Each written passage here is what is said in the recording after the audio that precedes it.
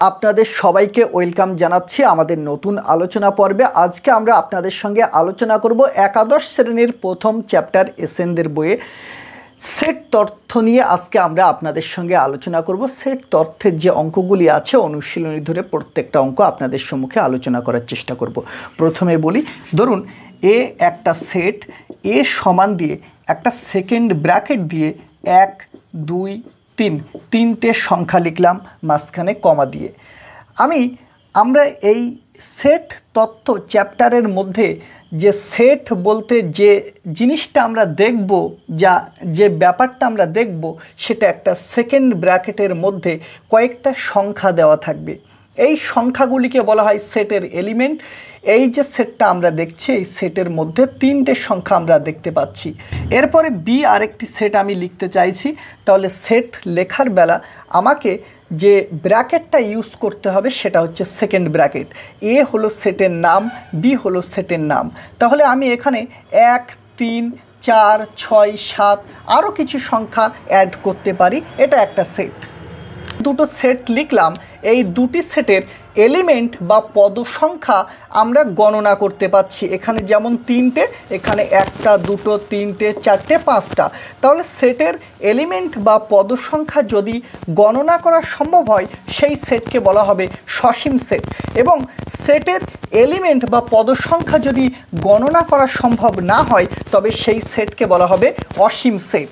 এখানে দুখানা সেটের উদাহরণ আপনাদের সম্মুখে তুলে ধরলাম। এই দুটো সেটের যে গঠন এটাকে বলা হয় রোস্টার পদ্ধতি। এরপরে আরেকটা পদ্ধতিতে আমরা সেটকে প্রকাশ করতে পারি, সেটা হলো ধর্মভিত্তিক। ধর্মভিত্তিকটা ধরুন লেখা আছে এর এলিমেন্টটা লেখা আছে এক্স, এ সেটের এলিমেন্ট হলো এক্স, আর লেখা আছে এক্স গ্রেটার দ্যান 0 পূর্ণ সংখ্যা।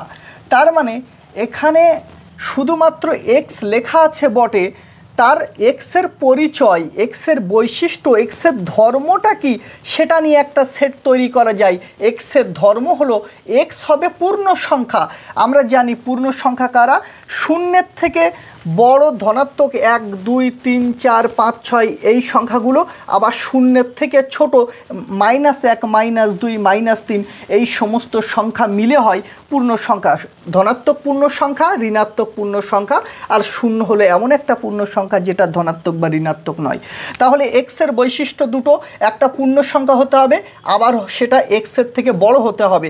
তাহলে দেখতে পাচ্ছি একটা সংখ্যা এক্স, কিন্তু এর ধর্মটা এমনভাবে লেখা হয়েছে, যদি আমি লিখতে চাই ওটাকে, যদি এই সেটের মানেটাকে যদি আমি রোস্টার পদ্ধতিতে কনভার্ট করতে চাই, এটা যেহেতু ধর্মভিত্তিক, সেক্ষেত্রে শূন্যের থেকে বড় পূর্ণ সংখ্যা 1 2 3 4 এইভাবে চলতে চলতে ইনফিনিটি পর্যন্ত চলবে। তাহলে আমরা বুঝলাম সেটকে আমরা দুইভাবে প্রকাশ করতে পারি, একটা হলো রোস্টার পদ্ধতি আর একটা হলো ধর্মভিত্তিক পদ্ধতি। সেটের এলিমেন্ট যদি আমরা গণনা করতে সক্ষম হই তাহলে সেই সেটকে বলা হবে সসীম সেট। সেটের এলিমেন্টসগুলিকে যদি আমরা গণনা করতে সক্ষম না হই তাহলে সেই সেটকে অসীম সেট বলা হবে। যেমন এই সেটটা একটি সসীম সেট, কিন্তু আরেকটি সেট যদি আমি লিখি 1 2 3 ইনফিনিটি পর্যন্ত, এই সেটের এলিমেন্টস আমরা গণনা করতে পারবো না, সে কারণে এটা হলো একটা অসীম সেট। তারপরে আবার এই সেটটাকে যদি আমরা ধর্মভিত্তিক সেট অনুযায়ী লিখি সেক্ষেত্রে কিন্তু এই সেটটা আর এই সেটটা সমান, আর এই সেটটা তো রোস্টার পদ্ধতিতে সেটা আমরা কনভার্ট করেছিলাম এই ধর্মভিত্তিক সেট থেকে, অতএব এই সেটটা এটা হলো রোস্টার পদ্ধতিতে, একই সেট এটা হলো ধর্মভিত্তিক পদ্ধতিতে। এরপরে আমরা শিখব একপদী সেট ও শূন্য সেট কি। একপদী সেট একটি সেট, তার এলিমেন্ট যদি একটি সংখ্যা হয়, সেটা 2 3 4 5 6 বা 1। এখানে 1 লিখেছি বলে একপদী বিষয়টা এরকম না, পদ সংখ্যা, এই সেটের পদ সংখ্যা যদি একটি হয় তাহলে তাকে বলা হবে একপদী সেট। আচ্ছা, এই যে একপদী সেটের উদাহরণ আমি দিলাম, এটা আপনার রোস্টার পদ্ধতিতে। যদি এটাকে আমি ধর্মভিত্তিক পদ্ধতিতে উদাহরণ দেই, বি আরেকটি সেট লিখলাম, তার এলিমেন্ট হলো এক্স, আর লিখছি 3 x x 5 x পূর্ণ সংখ্যা, x পূর্ণ সংখ্যা। তার মানে এখানে আমার শর্তটা কি, দুটো শর্ত, একটা হচ্ছে এক্সের মান 3-এর থেকে বড় 5-এর থেকে ছোট হবে, আর একটা হলো এক্স পূর্ণ সংখ্যা হবে। 3-এর থেকে বড় আর 5-এর থেকে ছোট কিন্তু অসংখ্য সংখ্যা আছে। যদি পূর্ণ সংখ্যা দেখি তাহলে 3-এর থেকে বড় আর 5-এর থেকে ছোট পূর্ণ সংখ্যা একটাই আছে, সেটা হলো 4। তাহলে বি সেটের যে এলিমেন্ট হবে সেটা হবে 4। বি সেটের এলিমেন্ট একটাই সংখ্যা, তাই এটা হলো একপদী সেট। তাহলে এখানে আমরা রোস্টার পদ্ধতি এবং ধর্মভিত্তিক পদ্ধতিতে একপদী সেটের উদাহরণ আলোচনা করলাম। যদি আমরা শূন্য সেট বা নাল সেটের উদাহরণ, ধরুন এ একটা সেট, তার সেটের মধ্যে কোনো এলিমেন্ট নেই, ফাঁকা, তাহলে এই সেটটাকে আমরা বলবো শূন্য সেট বা নাল সেট, যাকে আমরা ফাই দ্বারা ডিনোট করে থাকি।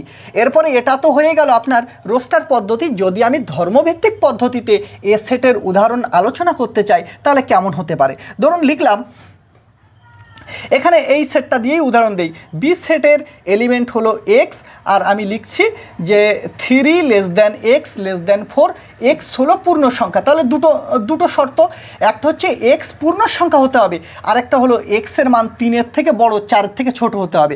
প্রথম কথা, 3-এর থেকে বড় আর 4-এর থেকে ছোট অসংখ্য সংখ্যা আছে, কিন্তু যখন পূর্ণ সংখ্যা দেখব 3-এর থেকে বড় আর 4-এর থেকে ছোট কোনো পূর্ণ সংখ্যা নেই, অতএব বি সেটের কোনো এলিমেন্ট কিন্তু আমরা পাবো না। বি সেটটা হবে নাল সেট। এরপরে আমরা আলোচনা করব সাবসেট বা উপসেট কি এবং প্রপার সাবসেট বলতে আমরা কি বুঝি। ধরুন এ একটি সেট, তার এলিমেন্ট হলো 1, 2, 3, এবং বি আরেকটি সেট আমি লিখলাম, তার এলিমেন্ট হলো 1 আর 2। দেখুন বি সেটের যে কটা পদ আছে, দুটি পদ 1 আর 2, তারা এ সেটের মধ্যে আছে, তাহলে বি সেটকে বলা হবে এ সেটের সাবসেট। এটা হলো সাবসেটের চিহ্ন। আরেকটা যদি আমি লিখি, ধরুন এ সেটের এলিমেন্ট হলো 1, 2, 3, আবার আর এর সেটটাকে আরেকবার লিখছি, এরও এলিমেন্ট হলো 1, 2, 3। দেখুন তো এই যে এ সেটটা দেখছি, এর প্রত্যেকটা পদ বা এলিমেন্ট এই এ সেটের মধ্যে আছে, অতএব এই এ সেটটা এর সাবসেট হবে। তাহলে সাবসেট হওয়ার শর্ত হচ্ছে এ যদি এর সাবসেট হতে চাই, এর প্রত্যেকটা এলিমেন্ট এর মধ্যে থাকতে হবে। তাহলে এ যদি এর সাবসেট হতে চাই, এর প্রত্যেকটা এলিমেন্ট এর মধ্যে থাকতে হবে।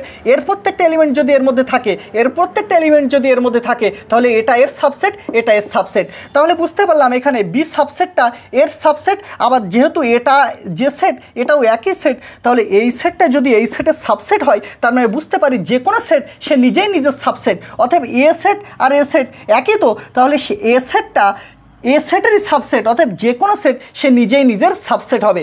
এবারে একটা বিষয় মনে রাখবেন, যে সেটটা সাবসেট হবে তার প্রত্যেকটা এলিমেন্ট অন্য আরেকটি সেটের মধ্যে থাকলে সেই সেটটা সাবসেট বলা হবে এই সেটটাকে। এখন বিষয় হচ্ছে এই দুটো সেটের মধ্যে এই যে সাবসেট, এটাও সাবসেট, এই দুটো পরস্পর সাবসেট।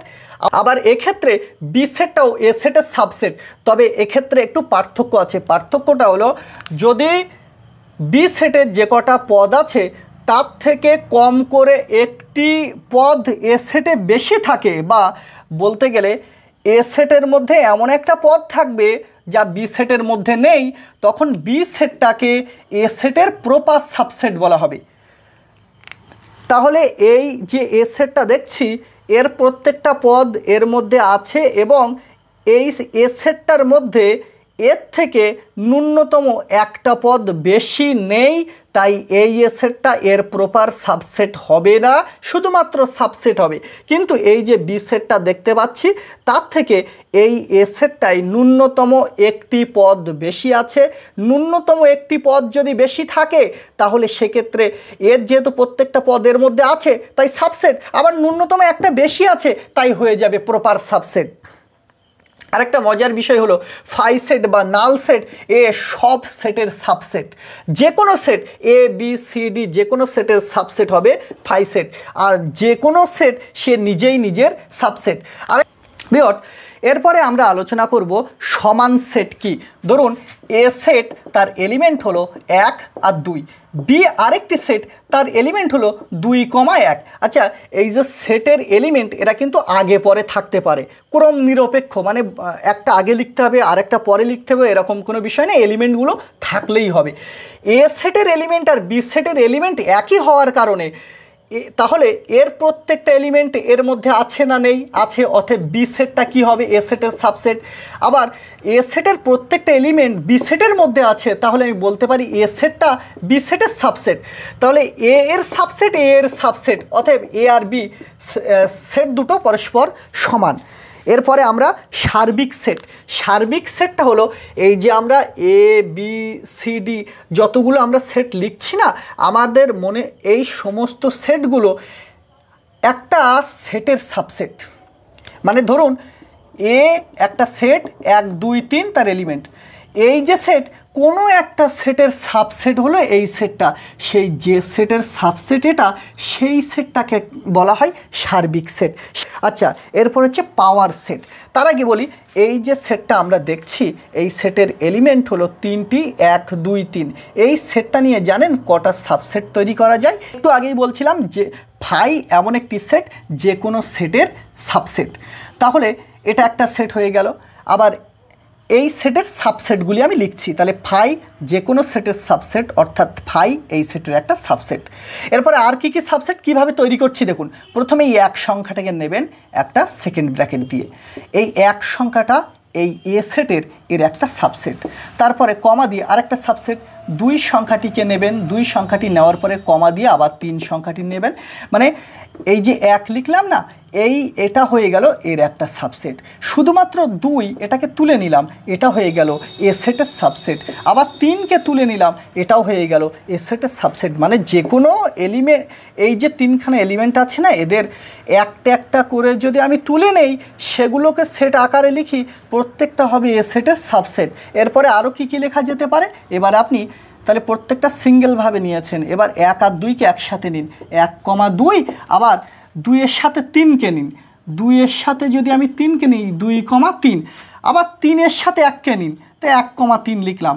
আবার 1 2 3 আমরা বলছিলাম না যে কোনো সেট নিজেই নিজের সাবসেট, তাহলে আমরা তো এই সেটের কটা সাবসেট হয় সেটা লিখছে। তাহলে এবার লিখব 1 2 3। আচ্ছা, এই কটা মানে সাবসেট পেলাম? 1 2 3 4 5 6 7 8। এই যে 8খানা সাবসেট পেলাম, এই সমস্ত সাবসেট যদি আরেকটা সেকেন্ড ব্র্যাকেটের মধ্যে লেখা হয়, তাহলে এই সমস্ত সাবসেট নিয়ে আমি আরেকটা সেট তৈরি করেছি, এবং এরা প্রত্যেকে হয়ে গেল সেই বড় সেটের এক একটা এলিমেন্ট। আর এই যে বড় সেটটাকে পেলাম, এই বড় সেটটাকে বলা হয় এ সেটের পাওয়ার সেট, যাকে আমরা পিএ দ্বারা ডিনোট করি। তাহলে পাওয়ার সেট বলতে আমরা কি বুঝলাম? যে কোনো একটা সেট নিয়ে সেই সেটের যতগুলি সাবসেট তৈরি করা যায়, সমস্ত সাবসেট নিয়ে যে একটা বড় সেট তৈরি করা যাবে, সেই বড় সেটটাকে ওই সেটের পাওয়ার সেট বলা হবে। পরীক্ষায় যে কোশ্চেনটা আসে যে একটা সেট দিয়ে বলবে এর পাওয়ার সেটের পদ সংখ্যা কত, আমরা যে পাওয়ার সেট পেলাম তার পদ সংখ্যা 8। এবার কি করে পাবো? আপনি কি করবেন, যে কোনো সেটের পাওয়ার সেটের পদ সংখ্যা বার করার জন্য একটা 2 লিখবেন, প্রত্যেকটার জন্য একই নিয়ম। তারপরে যে সেটের পাওয়ার সেটের পদ সংখ্যা বার করতে হবে, সেই সেটের এলিমেন্ট সংখ্যা কত, 1 2 3, লাস্টে 3 আছে বলে না, পদ সংখ্যা 1 2 3, এই 2 এর পাওয়ারে 3 লিখবেন, 2 এর পাওয়ারে 3 লিখলে হয়ে যাবে 8। এরপরে যদি একটা সেট বলে যে একটা সেট তার পদ সংখ্যা 4টি, এখন এই সেটের যে পাওয়ার সেট হবে সেই পাওয়ার সেটের পদ সংখ্যা কত হবে, আপনি 2 লিখবেন, পদ সংখ্যা 4, পাওয়ারে 4 লিখবেন, হয়ে গেল 16টি হয়ে গেল ওই পাওয়ার সেটের পদ সংখ্যা। আমরা এতক্ষণে কম বেশি সেটের যে থিওরি মেন যেগুলো আমাদের কাজে লাগবে সেগুলি আলোচনা করলাম। এরপরে যেগুলি আছে ভেন ডায়াগ্রাম আছে, সেগুলি আমাদের আগে প্রয়োজন পড়তো, কিন্তু এরপরে যেহেতু শর্ট কোশ্চেন আছে, এই শর্ট কোশ্চেনের মধ্যে ভেন ডায়াগ্রামের অতটা কোশ্চেন আসবে না। যেগুলো আলোচনা করেছে এগুলি যদি আপনি ভালো করে আত্মস্থ করতে পারেন, তাহলে অনুশীলনী কোশ্চেনগুলো খুব ভালোভাবে করতে পারবেন। এইগুলোই মূল বিষয়বস্তু। এরপরে আমরা অনুশীলনী ধরে এক একটি অঙ্ক আলোচনা করার চেষ্টা করব।